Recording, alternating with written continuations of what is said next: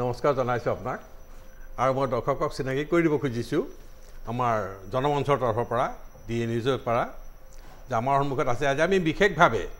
আমি তেওঁক আমন্ত্ৰণ কৰিছোঁ কিছুমান বেছিক কিছুমান কুৱেশ্যন আমাৰ আছে আৰু সেই কুৱেশ্যনবিলাক আমাৰ নিউজ চেনেলটো যে এইটো নহয় এইটো হ'ল এটা ৰাইজৰ কিছুমান প্ৰশ্ন আৰু য'তেই যায় বজাৰে সমাৰে বাছে সেই প্ৰশ্নবিলাক কিন্তু তাত তেওঁলোকে কিন্তু আলোচনা কৰে আৰু গতিকে আমাৰ আজি বিশেষ অতিথি হিচাপে আমি আমন্ত্ৰণ কৰিছোঁ ডক্টৰ দেৱজিৎ মহন্ত ডক্টৰ দেৱজিৎ মহন্ত যে কেৱল ভাৰতীয় জনতা পাৰ্টীৰ যে মুখপাত্ৰ সেইটো নহয় তেওঁৰ এটা নিজস্ব পৰিচিতি আছে তেওঁ এজন বিশিষ্ট অৰ্থনীতিবিদ আৰু তেওঁ অসম প্ৰদেশ বিজেপিৰ যিটো আপোনাৰ যিটো অৰ্থনৈতিক যিটো চেল তাৰ তেওঁ আহ্বায়ক হিচাপে সেই দায়িত্বও তেওঁ বহন কৰিছে গতিকে তেখেতৰ উপদেশ বা তেখেতৰ যিটো পৰামৰ্শ সেইটোৰ ওপৰত অসম চৰকাৰৰ যিটো আপোনাৰ অৰ্থনৈতিক যিটো তেওঁলোকৰ কাম কাজ সেইটো বহুখিনি নিৰ্ভৰ কৰে গতিকে মই আপোনাক স্বাগতম জনাইছোঁ আৰু দৰ্শকসকলকো আমি স্বাগতম জনাইছোঁ আৰু পোনপ্ৰথমতে আমি ৰাইজৰ হৈ পেলাই এই কথাটোকে সুধিব খুজিছোঁ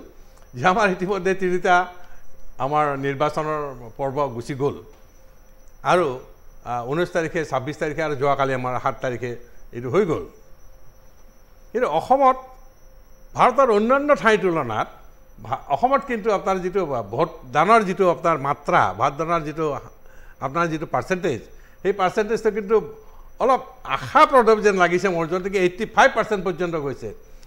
আনকি বিহাৰ বা মধ্যপ্ৰদেশ বা আপোনাৰ মহাৰাষ্ট্ৰ তাতো কিন্তু ইমানখিনি আমি তেওঁলোকে যাব পৰা নাই গতিকে এইটো বিষয়ে আপুনি কি ক'ব খুজিব কি অসমৰ ভোটাৰসকল কি হঠাৎ যোৱা বছৰতকৈ এইবাৰ হঠাৎ কিবা তেওঁলোক বেছি সচেতন হৈ পৰিল নেকি আপোনাৰ প্ৰথমতে গণতন্ত্ৰৰ যি উৎসৱ সেইটো নিৰ্বাচন এই নিৰ্বাচনত আমাৰ যি মৌলিক অধিকাৰ ভোটদান আমি ভোটদান কৰিব লাগে আৰু এই ভোটদানৰ ক্ষেত্ৰত আপুনি সঠিকভাৱে কৈছে সৰ্বভাৰতীয় পৰ্যায়ৰ তুলনাত অসমত এইবাৰ ভোটদানৰ হাৰ বেছি হৈছে আৰু এই বেছি হোৱাৰ বিভিন্ন কাৰণৰ ভিতৰত মই পোনপ্ৰথমে ধন্যবাদ জনাম ইলেকশ্যন কমিশ্যন অফ ইণ্ডিয়া আৰু ইলেকশ্যন কমিশ্যন অফ যি অসমৰ দায়িত্বত আছে তেখেতসকলে নিৰ্বাচনৰ প্ৰাক মুহূৰ্তৰ পৰাই যেতিয়াৰ পৰাই নিৰ্বাচনী তাৰিখ ঘোষণা হৈছে তাৰে তেতিয়াৰ পৰাই আপুনি যদি চাই দৃশ্য শ্ৰাব্য মাধ্যমত বিশেষভাৱে ৰাইজক সচেতন কৰাৰ কাৰণে প্ৰচাৰ আৰু প্ৰসাৰ কৰিছে আৰু এই প্ৰচাৰ প্ৰসাৰৰ উদাহৰণ হিচাপে আমি ক'ব পাৰোঁ আমি যেতিয়া গাড়ীখনত গৈ থাকোঁ তেতিয়া ৰেডিঅ'ত যেতিয়া আপুনি FM বজায় তাতেও এই বিজ্ঞাপন সচেতনতাৰ বিজ্ঞাপন আমি দেখিবলৈ পাওঁ গতিকে ডেফিনেটলি এইটো আমাৰ কাৰণেও এটা গণতন্ত্ৰৰ বিশেষকৈ অসমৰ প্ৰেক্ষাপটত এটা ভাল খবৰ যে অসমৰ ভোটাৰসকল ৰাজনৈতিকভাৱে সচেতন হৈছে আৰু ৰাজনৈতিক সচেতনতাই অৰ্থনৈতিক সামাজিক সচেতনতা আৰু উন্নয়নৰ দিশত আগুৱাই নিয়াত সহায় হয় নাই এইটো হয় আৰু সচেতনতা এইটো এটা আমি এইটো কথা আমি এইটো এটা ইতিবাচক চাইন বুলি আমি ভাবোঁ যে আমি গণতান্ত্ৰিক যিটো আমাৰ অধিকাৰ আৰু সেই অধিকাৰ সংবিধানে আমাক দিছে আৰু সেই অধিকাৰৰ ওপৰত এখন চৰকাৰৰ যিটো তাৰ যিটো অস্তিত্ব বা এখন চৰকাৰৰ যিটো কাম কাজৰ যিটো গতিপথ সেই গতিপথ বহুখিনি কিন্তু প্ৰতিফলিত হয় প্ৰতিবিম্বিত হয় গতিকে এই কথাবিলাক আছে আৰু আপোনাৰ বহুত প্ৰশ্ন আমাৰ আছে আপোনাক সুধিবলগীয়া যেনে বিজেপি এতিয়া এটা মাজে মাজে আৰু এটা কথা কৈছে যে শিক্ষা এডুকেশ্যনটোকে এটা জাতিৰ মেৰুদণ্ড বুলি কোৱা হয় কিন্তু এডুকেশ্যনৰ ক্ষেত্ৰত কিন্তু অসমৰ ৰাইজ বা যিসকল শিক্ষাভাৱে সচেতন লোক তেওঁলোক কিন্তু বৰ ছেটিছফাইড নহয় যেন লাগে বিজেপি চৰকাৰৰ যিটো কাম কৰিছে বিশেষকৈ আমাৰ অসম চৰকাৰৰ যে আপোনাৰ বহুত বিদ্যালয় বন্ধ হৈ গৈছে ইতিমধ্যে এইটো কথা কৈছে যে আপোনাৰ প্ৰায় 4 লাখ বিদ্যালয় আছে আপোনাৰ অসমীয়া মিডিয়ামৰ 4 লাখৰ ভিতৰত 1.5 লাখ বিদ্যালয় ইতিমধ্যে বন্ধ হৈ গৈছে মাত্ৰ 2.5 লাখ আছে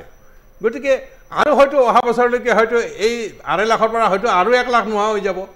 গতিকে এইটোতো শিক্ষাৰ ক্ষেত্ৰত এইটো এটা নিগেটিভ চাইন এটা নহয় নেকি আপোনাৰ কি হিচাপত এই কথাবিলাক আহিছে আপুনি যিখিনি তথ্যৰ কথা কৈছে এই তথ্যখিনিৰে যদি আমি আধাৰত কওঁ 2021 আৰু 22 চনত যেটো ইউডাইজ বুলি আমি কওঁ মানে য'ত ৰিপৰ্টবিলাক প্ৰত্যেকখন বিদ্যালয়ে ছাবমিট কৰিব লাগে সেই ইউডাইজৰ তথ্যমতে অসমত যি আমাৰ 48,000খন বিদ্যালয় আছে তাৰে ভিতৰত য'ত ছাত্ৰ ছাত্ৰীৰ সংখ্যা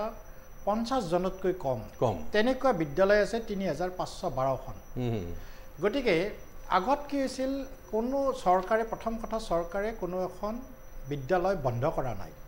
বন্ধ কৰা মানে সেই তাত চাকৰি কৰা কৰ্মচাৰীজনৰ শিক্ষকজনৰ দৰমহা নাপায় তাক সংলগ্নকৰণ কৰা হৈছে আৰু সংলগ্নকৰণ তাৰে নিয়াৰেষ্ট যিখন স্কুল ওচৰতে যিখন স্কুল থাকে তাৰ লগত সংলগ্নকৰণ কৰা হৈছে এই কাৰণে যেনেকৈ মই আপোনাক উদাহৰণ দিলোঁ 3512খন স্কুলত মাত্ৰ 50 জনতকৈ কম ষ্টুডেণ্ট থাকে আচ্ছা গতিকে আগতে কি আছিল 2006 চনত আৰু যি সংলগ্নকৰণ মাৰ্জাৰ বুলি কয় 2006 বা তাৰে পিছত আগত যিবিলাক স্কুল বিদ্যালয় স্থাপন কৰা হৈছিল সেইবিলাকক মাৰ্জাৰ কৰা হোৱা নাই তাৰে পিছত যিবিলাক বিদ্যালয় স্থাপন কৰা হৈছে তাক মাৰ্জাৰ কৰা হৈছে আৰু এই কাৰণে কৰা হ'ল অপ্ৰিয় হ'লে সত্য আমি কিছুমান কথা স্বীকাৰ কৰিব লাগে যে আগতে সমাজৰ প্ৰতিপত্তিশীল মানুহগৰাকীয়ে হৈ ককাক খুৰাক দেউতাকৰ নামত নিজৰ নামটো বৰ্তাই ৰাখিবৰ কাৰণে এখন স্কুল খুলিছিল প্ৰথম কথা এখন নিৰ্বেশ আছিল নে নিজৰ প্ৰতিপত্তি বজাই ৰখাৰ কাৰণে কৰিছিল কাৰণ যেতিয়া আপুনি সংলগ্নকৰণ কৰা হ'ল কিছু স্কুল মাৰ্জ কৰা হ'ল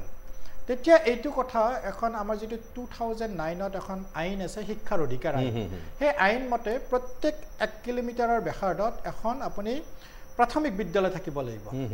3 কিলোমিটাৰৰ ব্যাসাৰ্ধত এখন মাধ্যমিক আৰু 5 কিলোমিটাৰৰ ব্যাসাৰ্ধত এখন হাইস্কুল থাকিব লাগে আৰু সেইটো এতিয়াও আছে কিন্তু তাত এটা কথা হয় তাত ষ্টুডেণ্টৰ ছাত্ৰ ছাত্ৰীৰ এনৰোলমেণ্ট বা কিমান নামভৰ্তি হৈছে গুৱাহাটীৰ নিচিনা ঠাইত হয়তো 5 কিলোমিটাৰৰ ব্যাসাৰ্ধত আপোনাৰ 5খন হাইস্কুল লগা হ'ব পাৰে জনসংখ্যাৰ ওপৰত তাত এনৰোলমেণ্টৰ ওপৰত নিড বেছ য'ত প্ৰয়োজনীয়তা আছে তাত ডেফিনেটলি থাকিব কিন্তু য'ত ছাত্ৰ ছাত্ৰী নাই তেনেকুৱা স্কুলহে মাৰ্জ কৰা হৈছে আৰু ইয়াৰ জৰিয়তে কেতিয়াও এনেকুৱা শিক্ষাৰ অধিকাৰ ভংগ কৰা হোৱা নাই কোনো ক্ষেত্ৰতেই এনেকুৱা হোৱা নাই যে ছাত্ৰ ছাত্ৰীসকলে শিক্ষাৰ পৰা বঞ্চিত হৈছে আচ্ছা যিবিলাক ধৰক বিদ্যালয় ইতিমধ্যে ভেকেট কৰা হৈছে বন্ধ কৰি দিয়া হৈছে সেইবিলাক ধৰক ৰাজহুৱা মাটি বা ৰাজহুৱা বিল্ডিং সেই অৱস্থাবিলাক কি আপোনালোকে কি ভাবিছে এইটো এতিয়ালৈকে যিখিনি মই এজন দলৰহে প্ৰতিনিধি চৰকাৰী প্ৰতিনিধি নহয় তথাপিতো যিখিনি মই অৱগত হৈছোঁ চৰকাৰী শিক্ষা বিভাগে এটা সিদ্ধান্ত লৈছে যে সেই যিবিলাক স্কুল মাৰ্জ কৰাৰ ফলত ৰৈ গ'ল সেই স্কুলবিলাকক কেতিয়াও বেলেগ বিভাগক হস্তান্তৰ নকৰে শৈক্ষিক কামত সেইবিলাক অনাগত সময়ত ব্যৱহাৰ কৰিব হয়তো তাত যেনেকৈ এতিয়া আপোনাৰ স্কিল ডেভেলপমেণ্টৰ কাৰণে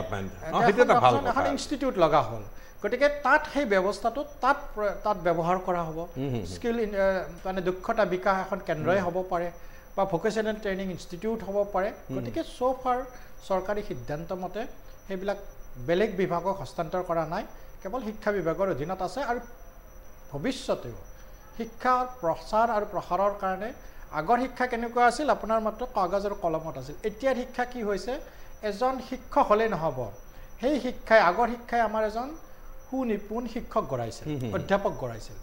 কিন্তু এতিয়া প্ৰয়োজন হৈছে আজিৰ শিক্ষাই এগৰাকী সুনিপুণ কৰ্মপেটু কৰ্মচাৰীও গঢ়িব লাগিব আৰু সেইটো কৰিব লাগিলে স্কিল ডেভেলপমেণ্টৰ আমি গুৰুত্ব দিব লাগিব যিটো নিউ এডুকেশ্যন পলিচিৰ অধীনত অন্তৰ্ভুক্ত কৰা হৈছে গতিকে ডেফিনেটলি এই স্কুলবিলাকো তেনেকুৱা ধৰণেই স্কিল ডেভেলপমেণ্টৰ কাৰণে ব্যৱহাৰ এতিয়া ধৰক এইটো এটা পজিটিভ চাইন কাৰণ কি সেই বিদ্যালয়খন মাটিখিনি হয়তো কোনোবা গ্ৰাম্য অঞ্চলৰ কোনোবা এজন হয়তো গাঁওবুঢ়াই সেইটো ডনেশ্যন দিছে এতিয়া স্কুলকহে ডনেশ্যন দিছে তেওঁ অন্য কোনো উদ্দেশ্যৰ কাৰণে ডনেশ্যন দিয়া নাই গতিকে সেইটো যদি আপোনাৰ শিক্ষাৰ ক্ষেত্ৰতে আৰু শিক্ষাৰ যিটো এক্সপানশ্যন হৈছে আপোনাৰ সেইটো যদি তাত ব্যৱহাৰ হয় সেইটো এটা অত্যন্ত ভাল কথা গতিকে এই কথাটো অন্ততঃ ৰাইজে জনা ভাল আৰু আপোনাৰ মুখেৰে আমি প্ৰথম শুনিলোঁ মই আগতে কিন্তু এই কথাটো কোনেও ভালকৈ এক্সপ্লেইন কৰিব পৰা নাই আৰু এটা কথা হৈছে কি যে এইবাৰৰ যিটো ইলেকশ্যন হ'ল এইবাৰ ইলেকশ্যন সকলোৱে এইটো কথা কৈছে যে আমি ভোট দিলে কি লাভ আছে হিতাধিকাৰীয়ে ভোট দিলেহে জিকিব আপোনাৰ হিতাধিকাৰী will decide the result of the election এই বুলি কৈছে গতিকে হিতাধিকাৰীবিলাকতো আচলতে তেওঁলোকৰ ক্ষেত্ৰত আপোনালোকৰ দলে বা আপোনালোকৰ চৰকাৰে যিখিনি টকা ইনভেষ্ট কৰিছে বা যিখিনি টকা দিছে সেই টকাটোতো আপোনাৰ ঘূৰি নাহে আৰু সেই টকাটো কোনো এটা বিজনেছ পাৰপাছত বা ব্যৱসায়িক পাৰপাছততো কোনো ইনভেষ্টমেণ্ট হোৱা নাই সেইটো যদি হ'লহেঁতেন যে কোনোবা বিজনেছ এটা খুলিছে দোকান এখন খুলিছে আপোনালোকে চৰকাৰে তাক এটা গ্ৰাণ্ট এটা দিছে that would have been better কিন্তু সেই কথাটোতো হোৱা নাই আপোনাৰ নোহোৱাই পেলাই সেই টকাটো আপোনালোকে এনেই এটা অপব্যয় হোৱা বুলি ভবা নাইনে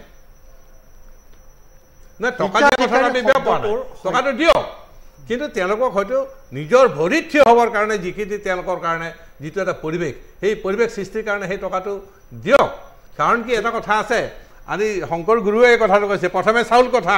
তাৰ পাছতে হৰি কথা এই বুলি কৈছে গতিকে চাউল কথাৰ কাৰণে তেওঁলোক দে মাষ্ট বি মেড কেপেবল গতিকে তেওঁলোকক কেপেবল হিচাপত আমি তেওঁলোকক বিল্ড আপ কৰিব লাগিব গতিকে সেইকাৰণে সেইটো আছে কিন্তু যিটো উদ্দেশ্যত আমি হিতাধিকাৰী সৃষ্টি কৰিছোঁ আৰু সিও 80 লাখ এই 80 লাখ এইটোতো ভাৰতবৰ্ষৰ অন্য ষ্টেটে কোনো কৰা নাই এই কথাটো অসমত কেলে লাগে আৰু 80 লাখ যদি হিতাধিকাৰীয়ে কৰিবলগীয়া হৈছে তেতিয়াহ'লে অসমৰ অৰ্থনৈতিক বিকাশটো ক'ত নাই আপুনি কথাখিনি কওঁতে মই দুটা দিশৰ পৰা এই কথাখিনি ক'ব লাগিব প্ৰথম কথা আমাৰ হয়তো চাই থকা দৰ্শকৰ কোনো এইটো আপত্তি নকৰিব যে আগতে যি আমি 250 টকা বৃদ্ধ পেঞ্চন দিছিলোঁ বা 300 টকা বিধৱা পেঞ্চন দিছিলোঁ 250 টকা বা 300 টকাৰে সেই বৃদ্ধ বা বিধৱাগৰাকী চলিব নোৱাৰে সেইটো আমি সকলোৱে কওঁ আৰু সেই বিধৱা বা বৃদ্ধগৰাকীক এতিয়া অৰুণোদয়ৰ অধীনত 1250 টকাকৈ দিয়া হৈছে যাৰ কাৰণে 10 লাখ হিতাধিকাৰী বাঢ়িছে কাৰণ আমাৰ ইয়াত হিতাধিকাৰী বুলি ক'লে সাধাৰণতে মানুহে আঙুলিয়াই অৰুণোদয়ৰ কথা প্ৰথম দ্বিতীয়তে কল্যাণকামী ৰাষ্ট্ৰ এখনত আপুনি অকল হয় নিজৰ ভৰিত নিজে থিয় দিয়াৰ কাৰণে আমি ডেফিনেটলি তেনে পদক্ষেপ ল'ব লাগিব কিন্তু কল্যাণকামী ৰাষ্ট্ৰ এখনত এই ধৰণৰ কল্যাণ হিতাধিকাৰী আঁচনিৰ প্ৰয়োজনীয়তা নাই বুলি ক'ব নোৱাৰে আজি 27 লাখ অৰুণোদয়ৰ বেনিফিচিয়াৰী হিতাধিকাৰী আছে অসমত আমি 1250 টকাকৈ প্ৰতিগৰাকী মহিলাক দিওঁ তাৰমানে এমাহত যদি চাই 337 কোটি টকা আমি অৰুণোদয়ৰ নামত দিওঁ আপুনি মোক 5জন মহিলা দেখুৱাই দিয়কচোন যাৰ পইচাখিনি জমা আছে ক'ত যায় এই পইচাখিনি ক'ত যায় জানেনে এই যে আমাৰ গাঁৱত সমাজত সেই যে ককা আইতা ভণ্টি বাইদেউ দোকানখন দিয়ে সেই দোকানখনত যায় এই দোকানখনৰ পৰা এই মহিলাগৰাকীয়ে হিতাধিকাৰী অৰুণোদয়ৰ বাইদেউগৰাকীয়ে হৈ 1 কেজি চেনি নাইবা আধা কিলো চাউল নাইবা এপোৱা তেল এইখিনি কিনে আৰু এইখিনি যদি বন্ধ কৰি দিয়ে আপোনাৰ অৰ্থনীতি বন্ধ হৈ থাকিব সেইটো দৃষ্টিভংগী দ্বিতীয় এটা কথা হিতাধিকাৰী মানে এইটো নহয় আমি যিটো কওঁ হিতাধিকাৰী যেনেকৈ 1 লাখ যুৱকক 2 লাখ টকাকৈ দিয়া হ'ব সেইটো হিতাধিকাৰী কিন্তু তাৰ অৰ্থনৈতিক আউটকাম এটা থাকে যেনেকৈ কনকলতা মহিলা সবলীকৰণ আঁচনিৰ অধীনতে আগৰ পৰাই চলি আছিল এইবাৰ আমি 30 লাখ মহিলাক 10,000 টকাকৈ স্বনিৰ্ভৰশীলতাৰ কাৰণে দিব খুজিছোঁ ইয়াৰে নিশ্চয় এক অৰ্থনৈতিক সুফল আহে হয়তো 10,000 টকা দিয়াৰ লগে লগে এতিয়া পাৰ পুহিব কুকুৰা পুহিব ছাগলী পুহিব বা গাহৰি পুহিব তাৰ পৰাই সমাজত অৰ্থনৈতিকভাৱে তেখেতে ৰাজ্যখনত অৰিহণা যোগায় বেংকত যেতিয়া আপুনি এটা ঋণৰ কাৰণে আবেদন কৰে সেইটোকো কিন্তু ইংৰাজীত বেনিফিচিয়াৰিজ বুলি কোৱা হয় অসমীয়াত হিতাধিকাৰী বুলি গতিকে হিতাধিকাৰী মানে ফ্ৰী নহয় গতিকে 1 লাখ যুৱকক 2 লাখ টকা দিয়াটো হিতাধিকাৰীত কয় কিন্তু তাৰতো অৰ্থনৈতিক সুফল আহে মহিলাসকলক 10,000 কৈ দিম বুলি কৈছে সেইটোৰ এটা সুফল আহে খেতিয়কসকলক যেনেকৈ ফচল কিনাৰ কাৰণে সঁজুলি কিনাৰ কাৰণে পইচা দিয়ে সেইটো হিতাধিকাৰী হয় গতিকে হিতাধিকাৰীৰ আপুনি কেনেকৈ তাত অৰ্থটো ব্যাখ্যা কৰে বা আগুৱাই নিয়ে তাৰ ওপৰত ডিপেণ্ড কৰে কিন্তু কল্যাণকামী ৰাষ্ট্ৰ এখনত আমি বৃদ্ধ মানুহ সেইটো কথা কৈছোঁ মই প্ৰথমে চাউল কথা আগুৱাই নিব তাৰপাছত হৰি কথা এই কথাটো কৈছোঁ গতিকে আমাৰ যিটো উদ্দেশ্যত অবজেক্টিভৰ সন্মুখত ৰাখি আমি হয়তো তেওঁলোকক গ্ৰাণ্ট দিছোঁ বা অৰ্থনৈতিকভাৱে সহায় কৰিছোঁ সেইটো বহুখিনি ইম্পৰ্টেণ্ট কথা হয় দ্বিতীয় এটা কথা আপুনি হিতাধিকাৰী কৰিলে আমি যদি হিতাধিকাৰী কৰি সমাজৰ দুখীয়া মানুহখিনিক দুখীয়া কৰিছোঁ তেতিয়াহ'লে সেইটো চিন্তনীয় বিষয় চৰকাৰ এখনৰ কাৰণে কিন্তু যদি আপুনি চাই এইবাৰ যেতিয়া বাজেট উত্থাপন কৰিছিল 25 কোটি মানুহক দৰিদ্ৰ সীমাৰেখাৰ পৰা অৰ্থাৎ BPL-ৰ পৰা APL-লৈকে উত্তৰণ হৈছে গতিকে নিৰন্তৰ এক প্ৰচেষ্টা আছে BPL-খিনিক BPL কৰি দুখীয়াখিনিক দুখীয়া কৰি ৰখাৰ কাৰণে আঁচনি আমি প্ৰস্তুত কৰা নাই দুখীয়াখিনিক আগুৱাই অনাৰ কাৰণেও আঁচনি প্ৰস্তুত কৰা হৈছে গতিকে সেইটো হয় স্বনিৰ্ভৰশীলতাৰ ক্ষেত্ৰই হওক লাখপতি বাইদেউৰ কথাই কওক এগৰাকী যদি লাখপতি বাইদেউ এখন গাঁৱৰ পৰা ওলাই আহে আমাৰ ইয়াত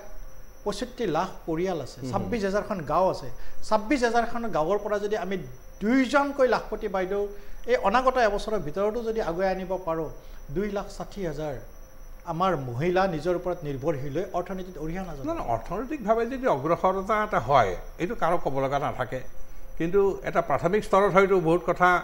আমি ক'ব পাৰিছোঁ বা কৈছোঁ বা এনেকুৱা এটা সম্পত্তি আহিছে কিন্তু আপোনালোকৰ যিটো অবজেক্টিভ সেই অবজেক্টিভটো যদি খুব সাৰ্থকভাৱে আগবাঢ়ে তেতিয়া আমাৰ ক'ব লগা নাই ৰাইজৰো বিশেষ ক'ব লগা একো নাথাকিব গতিকে এই কথাখিনি আছে আৰু হিতাধিকাৰী কথাটো ধৰক আপোনাৰ আজি হিতেশ্বৰ শইকীয়াৰ দিনৰ পৰা আৰম্ভ কৰি বা তৰুণ গগৈ চৰকাৰৰ দিনত আমি দেখিছোঁ যে যিসকলে ফাৰ্ষ্ট ডিভিজন পাইছে তেওঁলোকক আপোনাৰ চাইকেল দিছে মটৰচাইকেল দিছে লেপটপ দিছে সেইবিলাক দিছে আৰু সেই লেপটপ পোৱা ছাত্ৰজনৰ দেউতাকে হয়তো লাখপতি আপোনাৰ ক্ৰৰপতি তেওঁ পাইছে গতিকে তাৰো মাজত এটা ডিফাৰেঞ্চিয়েশ্যন কিন্তু আমি ৰাখা নাছিলোঁ সেই সময়ত নহয় তাত দুটা কথা থাকে আপুনি যদি টেলেণ্টৰ ভিতৰত ডিফাৰেঞ্চ কৰে সৰু ল'ৰা এটাই যেতিয়া আপুনি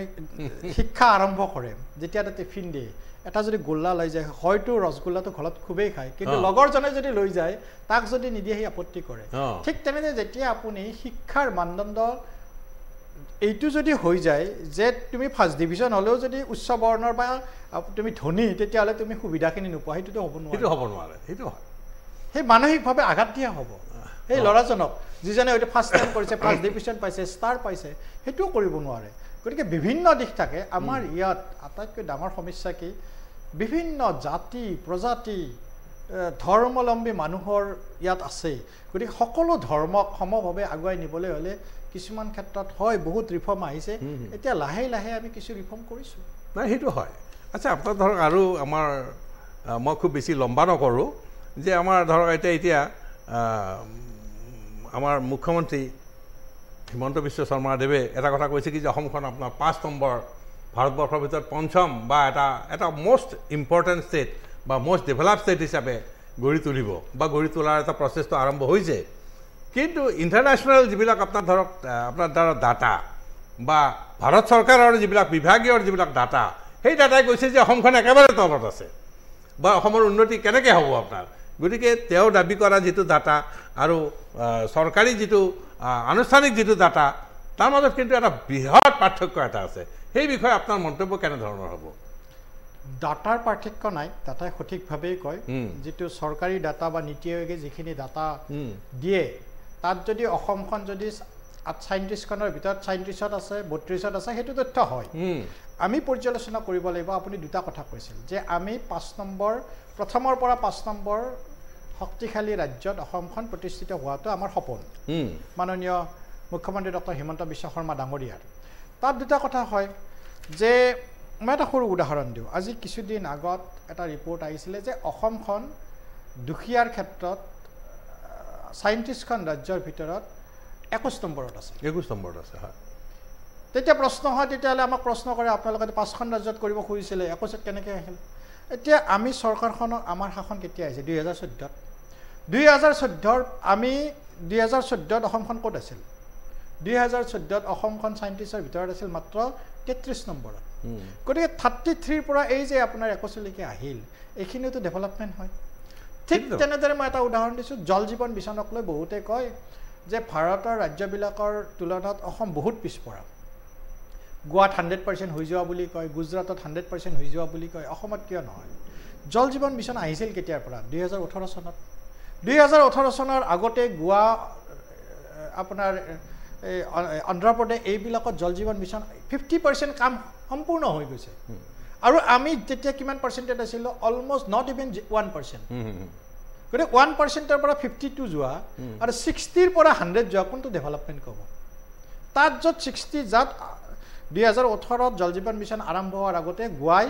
60% মানুহক পানী দি থৈছে পানী দিছে আচ্ছা তাৰমানে তেওঁলোকৰ মেকানিজমটো অলৰেডি আছে ইঞ্জিনিয়াৰ আছে ষ্টাফ আছে আৰু অসমত বিলো 1% আছিল আৰু তাৰ পৰা আমি গৈ 55% পাইছোঁ গতিকে যদি ডেভেলপমেণ্ট কয় আপুনি কোনটো ডেভেলপমেণ্ট হ'ব এইটো ডেভেলপমেণ্ট হ'ব সেইটো যদি আপোনাৰ মানুহক একচুৱেলি ভুলকৈ ইণ্টাৰপ্ৰিট কৰা হয় আৰু যদি আমি 2014ত এৰি থৈ যাওঁ অসমখনক তাৰ পৰা তলত নিছোঁ তেতিয়াহ'লে এই চৰকাৰখনক দোষ দিব পাৰে কিন্তু তাতকৈ যদি ওপৰত নিছোঁ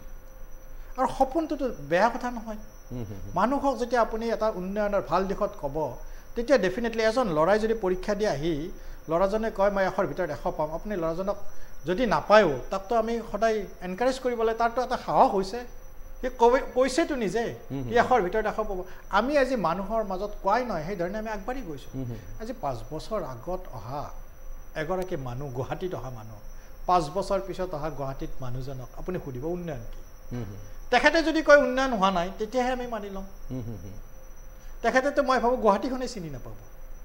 না উন্নয়নৰ ব্যাখ্যা বা ডেফিনেশ্যনো বেলেগ বেলেগ এইটো কথা হয়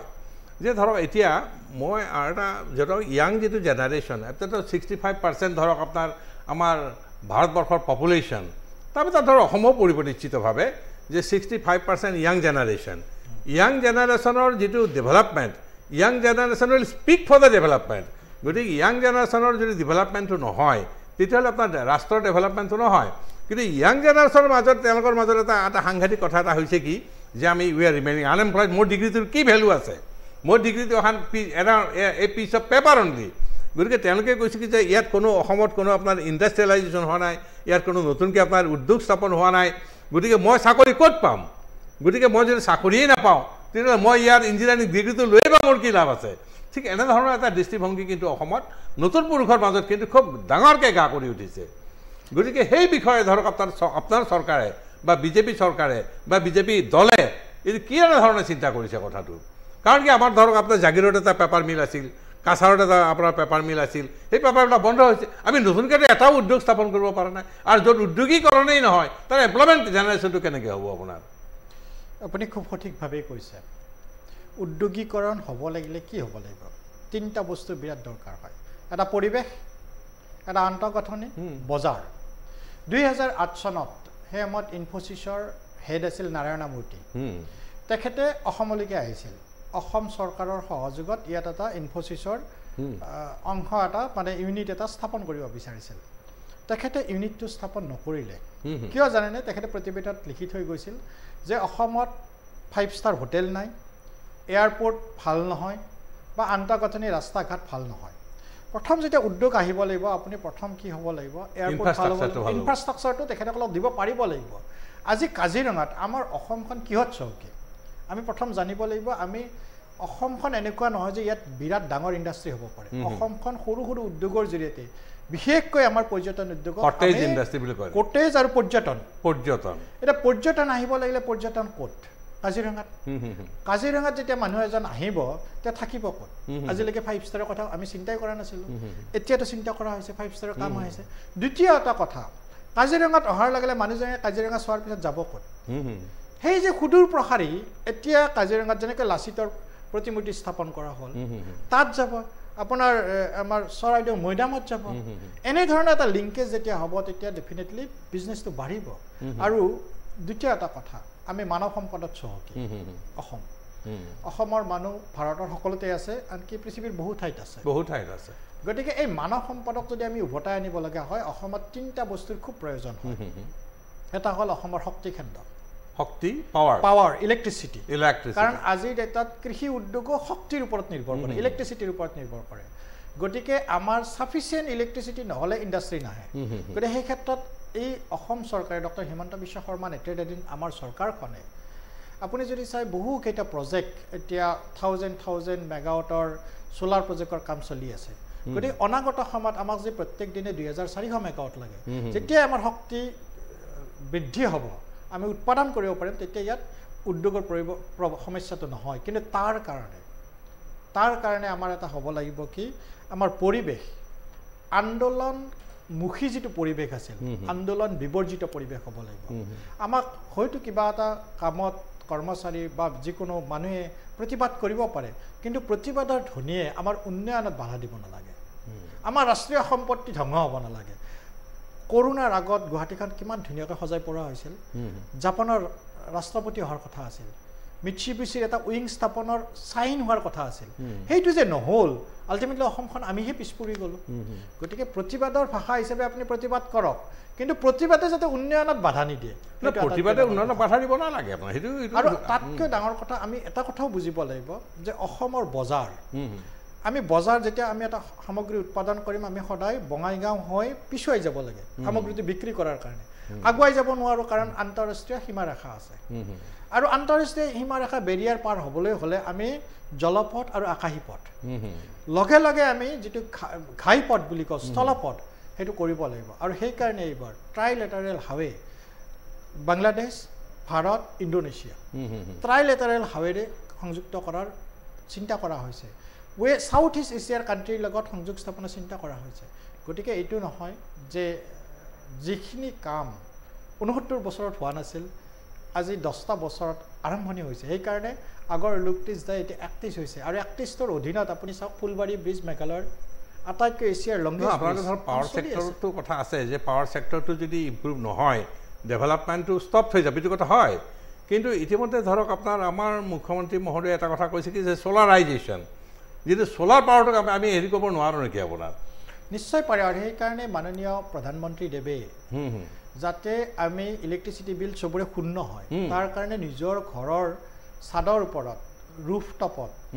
মিনিমাম যিখিনি সোলাৰ আপোনাক যিখিনি শক্তি দৰকাৰ যিমান ইউনিট দৰকাৰ সেইখিনি যাতে হ'ব পাৰে তাৰ কাৰণে ইতিমধ্যে আঁচনি ঘোষণা কৰিছে আৰু তাত মই নিজে যিহেতু শক্তিখণ্ডৰ এগৰাকী সঞ্চালক মই নিজে অৱগতও হয় ৭০ৰ পৰা ৮০% ৰাজসাহায্য দিয়া হৈছে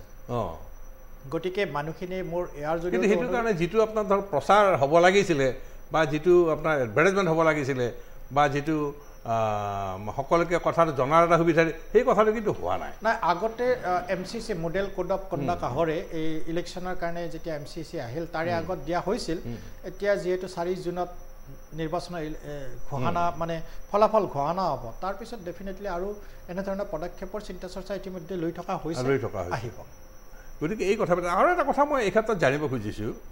যে অসম শিক্ষাৰ ক্ষেত্ৰত বহুত আগবাঢ়ি যোৱা বুলি সকলোৱে কয় আপুনিও কয় ময়ো কওঁ আৰু কিন্তু ঘটনা হৈছে কি অসমত বহুত বিশ্ববিদ্যালয়ো স্থাপন হ'ল বহুত বিশ্ববিদ্যালয় স্থাপন হৈছে কিন্তু কি কাৰণত আমাৰ বিশ্ববিদ্যালয়ৰ ভাইচ চেঞ্চেলৰ কাৰণে আমাৰ অসমীয়া মানুহ চিলেক্টেড নহয় এইটো বেছি আপোনাৰ ধৰক আপোনাৰ প্ৰায় 10খন বিশ্ববিদ্যালয়ৰ অসমৰ যি ভাইচ চেঞ্চেলাৰখিনি বাহিৰৰ পৰা অহা আপোনাৰ তাৰমানে অসমত আপোনাৰ ভাইচ চেঞ্চেলাৰ হোৱাৰ কাৰণে যোগ্য ব্যক্তি নাই বুলি ভাবে নেকি আপুনি এইটো ক্ষেত্ৰত যদি আপুনি কি কাৰণত হৈছে এনেকুৱা নহয় যে অসমৰ বিশ্ববিদ্যালয়কেইখনত অসমীয়া নাই Guwahati university Dibrugarh university Silchar university Sankardev university এনেকুৱা বহুত ইউনিভাৰ্চিটি আছে য'ত অসমীয়া আছে এতিয়া ধৰকচোন সংস্কৃত ইউনিভাৰ্চিটি বহুতে এইটো উদাহৰণ দিয়ে আমাক তকচোন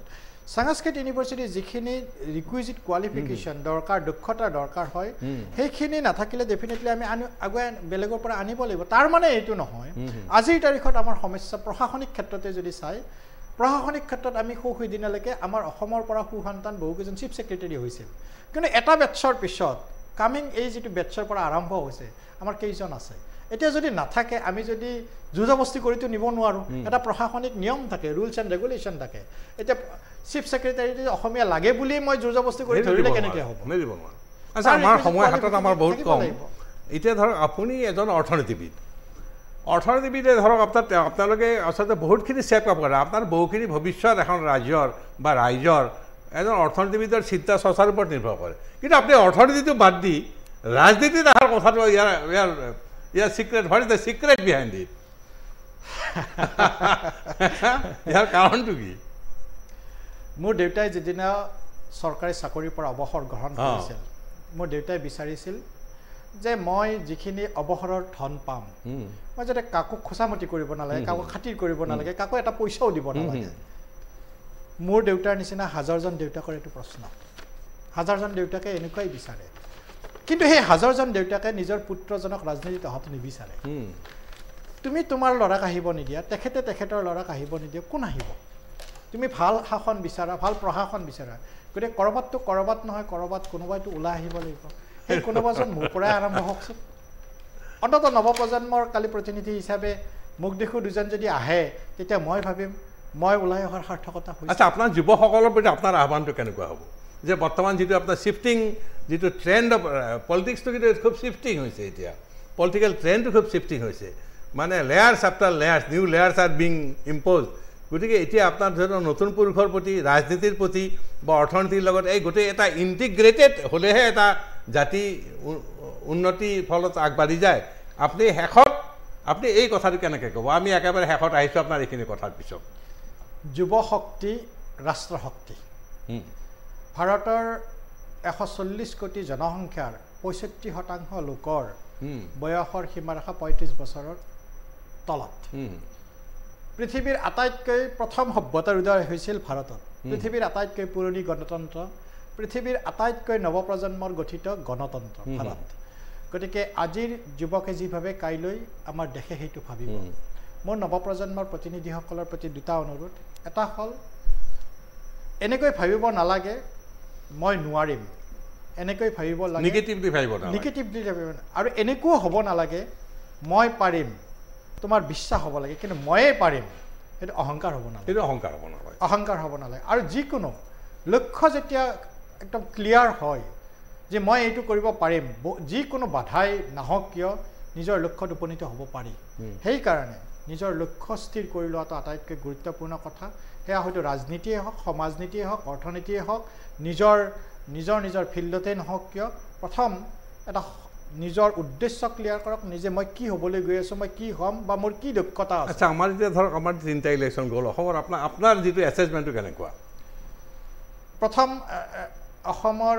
আটাইতকৈ ইতিবাচক দিশ এইটোৱে যে অসমত ভোটাৰৰ সংখ্যা বৃদ্ধি হৈছে এইটোৱে বুজায় যে ৰাজনৈতিকভাৱে মানুহ সচেতন হৈছে এগৰাকী পৃথিৱীৰ সৰ্ববৃহৎ ৰাজনৈতিক দলৰ প্ৰতিনিধি হিচাপে ভাৰতীয় জনতা পাৰ্টীৰ মই বিশ্বাস এইটোৱে কৰোঁ যে দেশৰ উন্নয়নৰ স্বাৰ্থত ৰাষ্ট্ৰৰ উন্নয়নৰ স্বাৰ্থত ভাৰতীয় জনতা পাৰ্টীক